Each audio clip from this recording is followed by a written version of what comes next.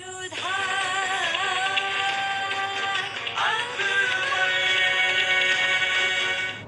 धारावाहिक किसी प्रकार की ऐतिहासिकता का दावा नहीं करता।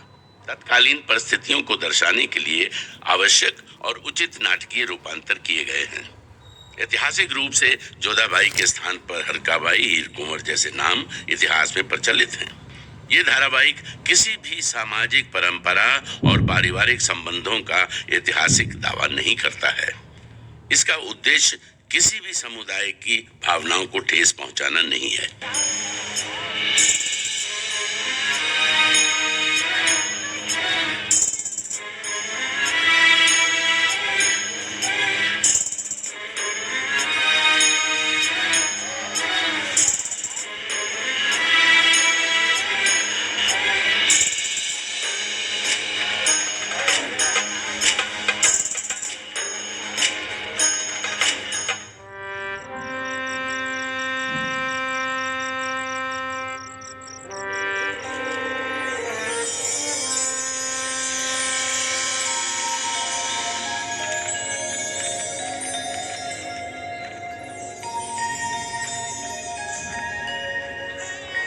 जोधा, यहाँ क्या कर रही हो?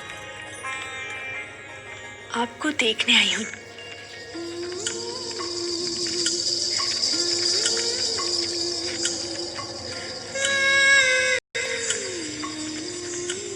पर तुम तो खुद को आईने में देख रही हो।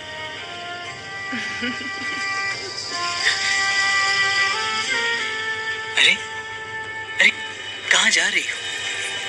देखो, सुबह हो गई। लोग आते ही होंगे हमारे मकबरे को देखने।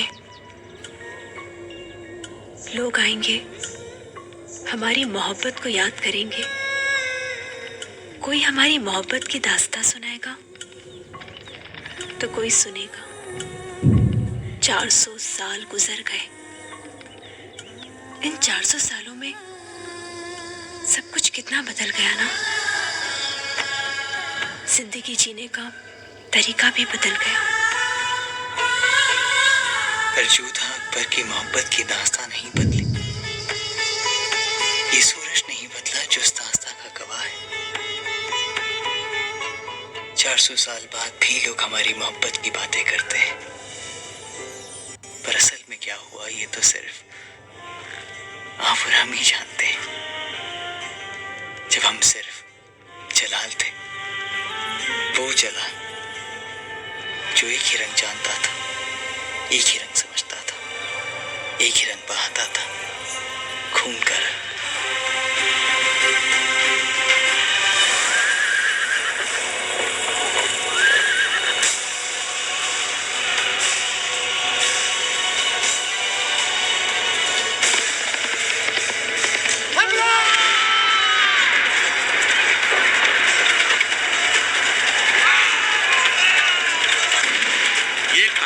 तब शुरू हुई थी जब एक 15 साल के लड़के की शमशीर ने मयान के बाहर सांस ली थी।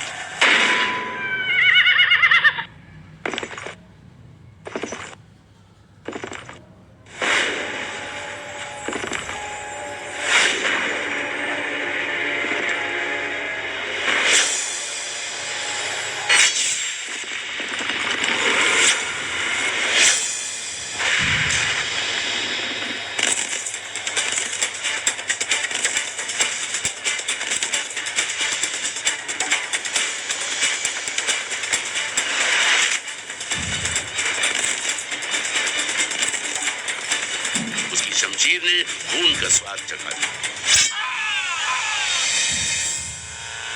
युद्ध करना सीखा।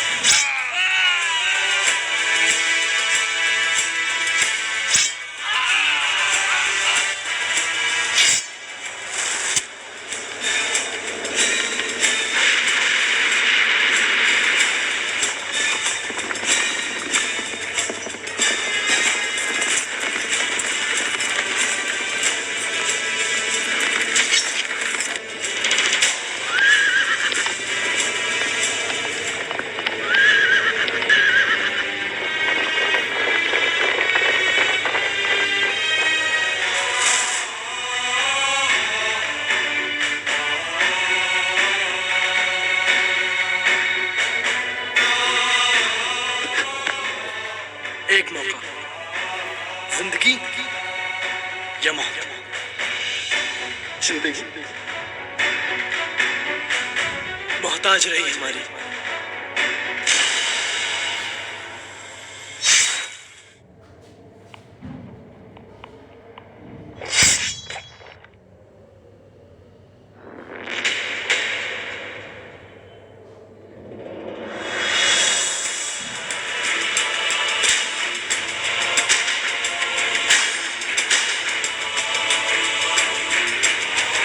गलत जगह निशाना ले रहे हो तुम। जलाल के पास दिल ही नहीं, जिन सूरमाओं के पास दिल होते हैं उनके पास ना तो फतेह होती है ना ही जिंदगी, सिर्फ मौत, वो भी जिल्लत की।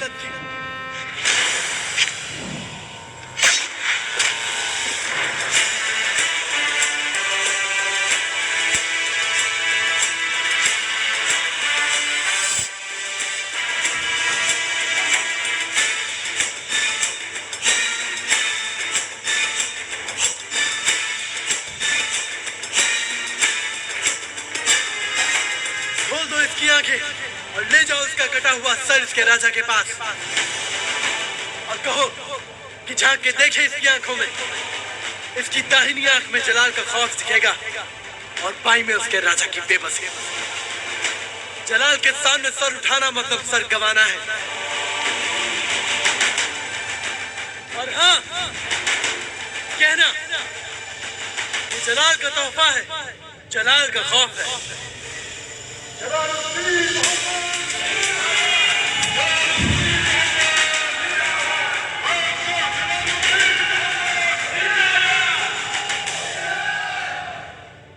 हिंदुस्तान की हवाओं में जलाल की दहशत फैलने लगी थी। बहरम खान ने एक 15 साल के लड़के को एक बेरहम योद्धा बना दिया था। तुम सूरमा हो जलाल, फतेह करना तुम्हारा मजहब, ये शमशीर तुम्हारी बांदी, सल्तनत तुम्हारी चाहत और बेरहम खौफ तुम्हारी शोहरत। फतेह कर लो इस मुल्क को और बदल डालो इस सरजमीन हिंदुस्तान का नक्शा। शमशीर जलाल की थी, परवार बहरम खान का। चेहरा जलाल का था पर सोच बहरम खान की। वो बहरम खान ही था जिसने जलाल को सिखाया था कि योद्धा के सीने में दिल नहीं होता।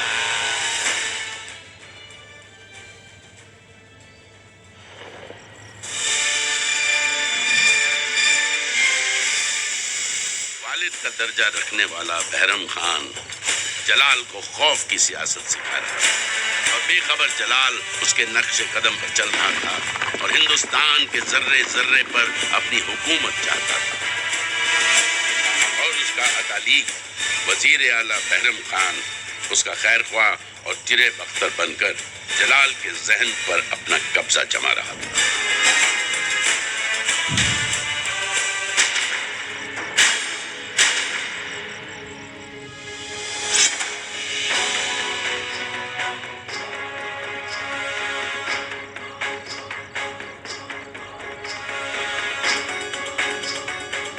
ये क्या खान बाबा? हम तुम्हारी कामयाबी के जश्न का इस्तकबाल अपने लहू से करेंगे। नहीं खान बाबा, आपके खून में मुगलिया सल्तनत की तारीख है। हम एक छोटी सी फतह के लिए उसे ज़ाया नहीं होने देंगे। पूरे हिंदुस्तान पर जलाल हुकूमत करने का सपना देख रहा था। बहरम खान की नसीहतों ने जलाल की रगों में इतना जहर भर दिया था कि वो शहंशाह तो बना पर जालिम और वहशी। उसकी सोच में इंसानियत की कोई कीमत नहीं थी।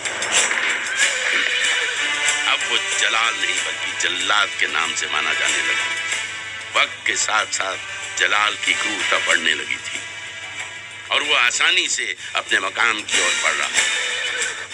ऐसे ही वो बना बादशाह जलालुद्दीन मोहम्मद।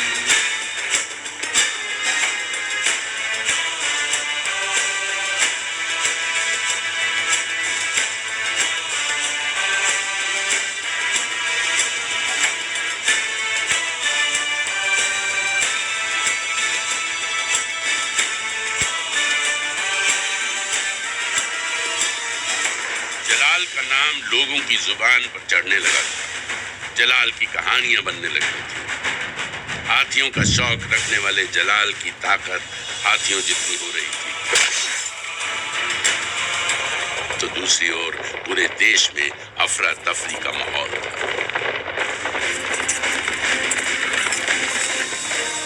पश्चिम में आपसी विरोध के चलते राजपूतों की एकता में दरार पड़ रही थी। एक तरफ सूरज उग रहा था, दूसरी ओर शाम हो रही थी। मसलतें बहस में बदल रही थीं और बहस के हाथ तलवारों पर जाने लगे थे। सवालों के जवाब में सवाल खड़े हो रहे थे। आपसी अहम में उलझे वीर राजपूतों ने भी अपनी कमर कस ली थी, पर भीतर ही भीतर बौखलाए इन राजपूतों को पता नहीं था कि उनके शस्त्रागार में एक ऐसा शस्त्र था जो अकबर के सीने को छलनी कर सकता था, और उस शस्त्र का नाम था जोधा। आमिर का नूर रेगिस्तान की रेत पर लिखी एक कविता थी जोधा। कुछ लोग इसे हरखाबाई के नाम से जानते थे और कुछ कछवाहा राजकुमारी, पर हमारी इस कहानी में हम इसे जोधा के नाम से जानेंगे। एक तरफ क्रूरता और शमशीर की धार थी, तो दूसरी ओर दया और प्रेम की ज्योति।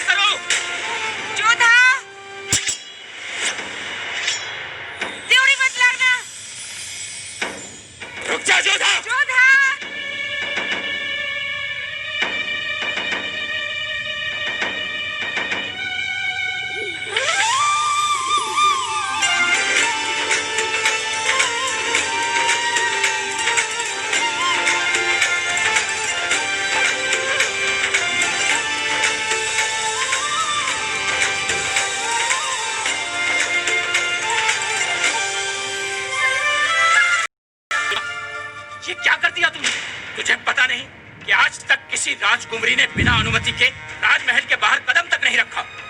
यूं चौखट से बाहर निकल आना थाने शोभा नहीं देता, वो भी इतने सारे मर्दों के सामने और बिना सिर ढके। और किसी की जान जाते देख चुप रहना, ये राजा भारमल की बेटी को शोभा देता? जोधा, ये मत भूलो कि तुम एक राजपूत वीर योद्धा की बेटी हो। योद्धा के सीने में दिल नहीं होता? नहीं, वो दुश्मन को मारने से पहले रत्ती भर भी नहीं सोचते। क्यों मारते हो आप अपने दुश्मनों को? क्योंकि हम आमेर को बचाना चाहते हैं। क्यों? क्योंकि हम आमेर से प्यार करते हैं।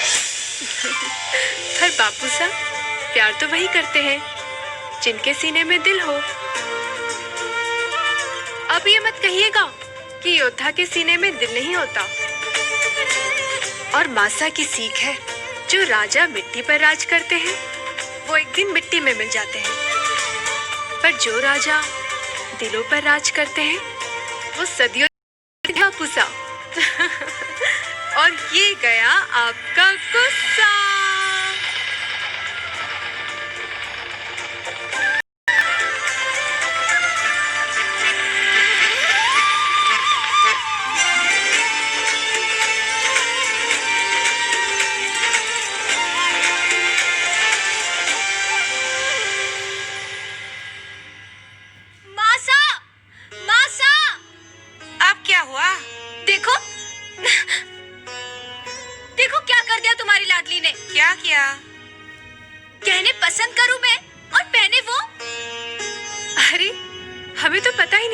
सुकन्या ने पसंद किए हैं, हम अभी उतार देते हैं। नहीं, नहीं चाहिए तेरी उतरन। सुकन्या कपड़ों के साथ रखे थे, हमें लगा मारे लिए हैं।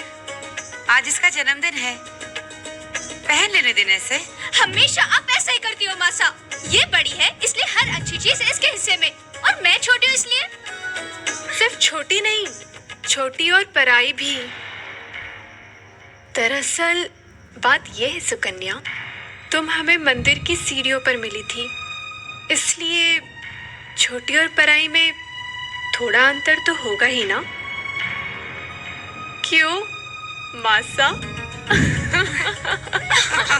देखा मासा, आप ना हमेशा उसी का साथ देती हो। आज के बाद ना आप संग बोले वो दूजा।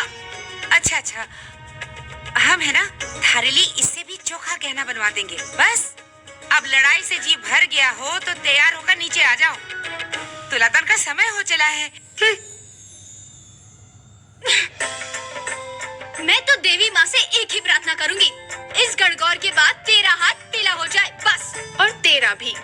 तेरा पति ना कोई योद्धा वोद्धा नहीं, बल्कि इतना मोटा होगा, इतना मोटा होगा, जैसे गोभी का फूल। और तेरा पति इतना पतला जैसे कि सिवैया। मैं तो चाहती हूँ तुझे मुगलों की सेना उठा कर ले जाए।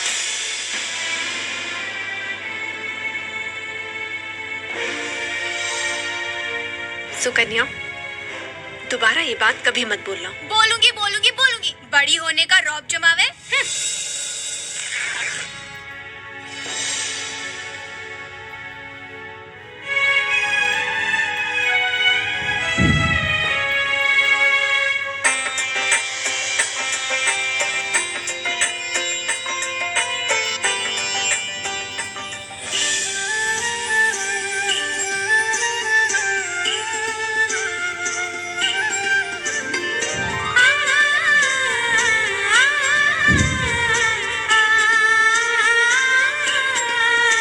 जोधा, तुमने वो कपड़े क्यों नहीं पहने जो हमने तुम्हें दिए थे? क्योंकि सुकन्या को पसंद नहीं थे। सुकन्या? क्यों तंग करती रहती हो जोधा को? रहने दो ना मासा, ये हम बहनों के बीच की बातें हैं। आओ।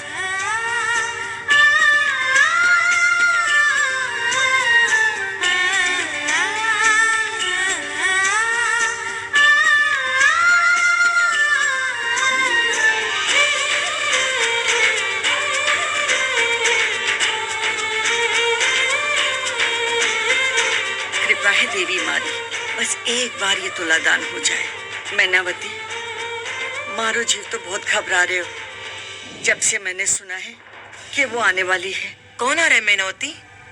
शगुनी बाई। ये वही मंत्र तो नहीं जिसका कहा भाग्य बन जाता है? हाँ वही है। वैसे किसने बुलाया उन्हें? वो कब कहाँ किसी के बुलाने से कहीं आती है या मना कर देने पर रुक जाती है। कहती है जोधा का भविष्य पड़ा है उसने, कि उसका विवाह किसी राजपूताना घराने में होगा। बस बहू, इतना ही पूछना उससे, आगे बोलने ना देना, नहीं तो ये काली जीभों वाली आकर सब काला कर देगी। आप चिंता ना करें मासा, हमारी जोधा के साथ कोई अपशगुन नहीं होगा, सब ठीक होगा। आजकल दाल बाटी में कितना घी खा रही हो? जरा पलड़ा तो देखो, झुक ही नहीं रहा है।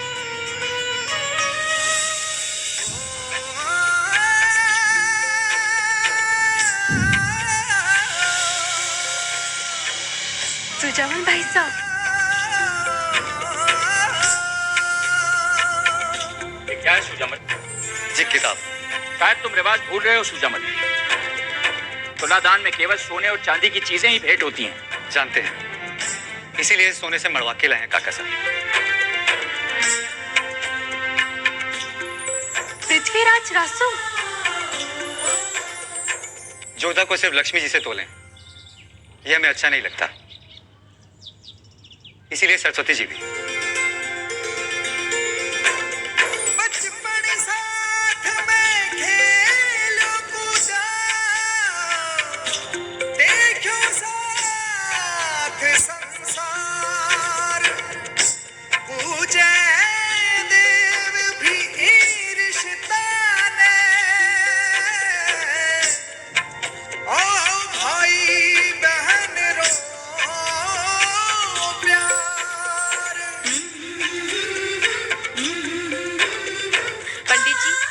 इस किताब को हम पढ़कर दान कर देंगे। समझ में नहीं आता हमारी प्यारी बहन को हीरे जवाहरात कपड़ों से ज्यादा किताबें क्यों अच्छी लगती हैं। तो जामिल भाई साहब, बड़े बड़े राजा भी इसके दास होते हैं। जानते हैं हमें इस किताब की कितनी प्रतीक्षा थी। वो तो तुम्हारी खुशी देख के लग रहा है। इस जन्मदिन पर हम चाहते हैं कि तुम्हारे सारे सपने पूरे हों। तुम जो चाहो वो तुम्हें मिले। और आपको भी। पता नहीं काका सा क्या निर्णय लेंगे।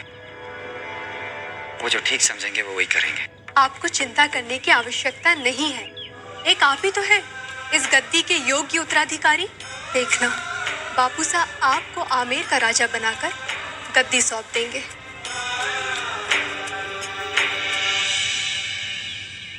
पता है मोती भाई, बापू साहब ने हाँ कह दी। किस बात के लिए? बापू साहब ने अनुमति दे दी है, मंदिर जा सकते हैं। तुम कहीं नहीं जाओगी जोधा। आज तुम्हारा जन्मदिन है और सारे अतिथि आमिर में ही है। तुम ही महल में नहीं रहोगी तो। पर मासा हमें जाना है। हट की भी कोई सीमा होती है। सीमाएं क्या सिर्फ औरतों के लिए ही होती है?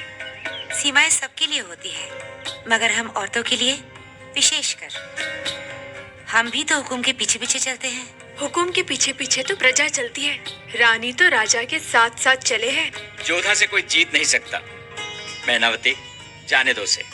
आप भी इसका नाम जोधा न रख के हठीली रख देना चाहिए था आपको। कह दीजिए इसे कि सूरज ढलने से पहले आ जाए। हाँ? सेना की एक टुकड़ी साथ जाएगी थारे।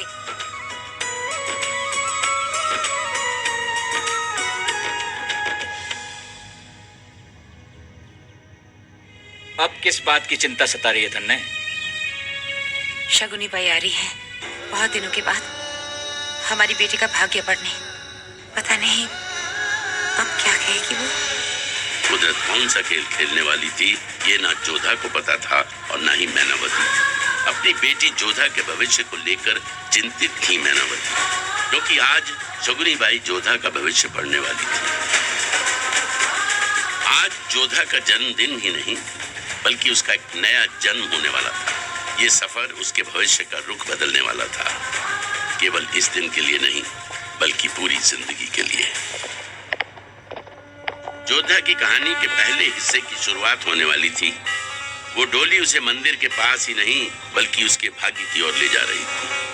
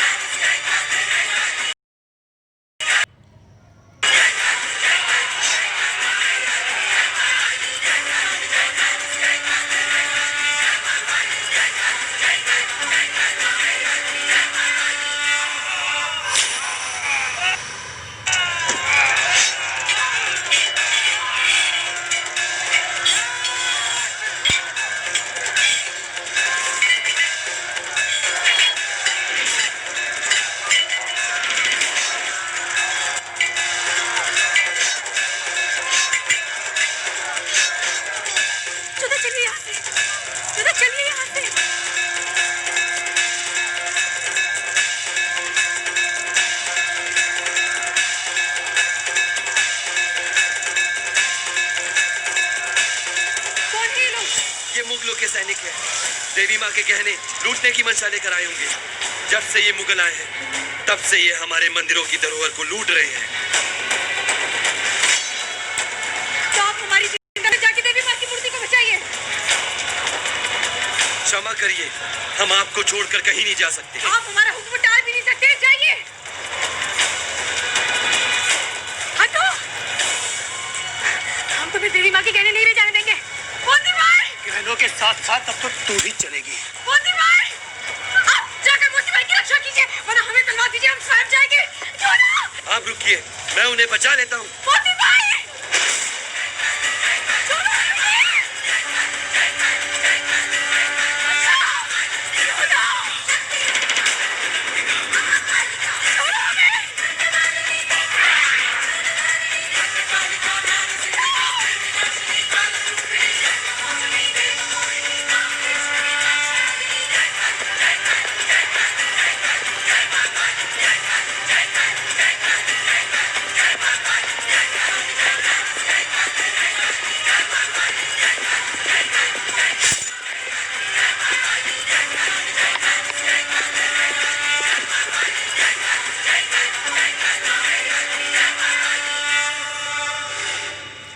सैनिकों का सरदार?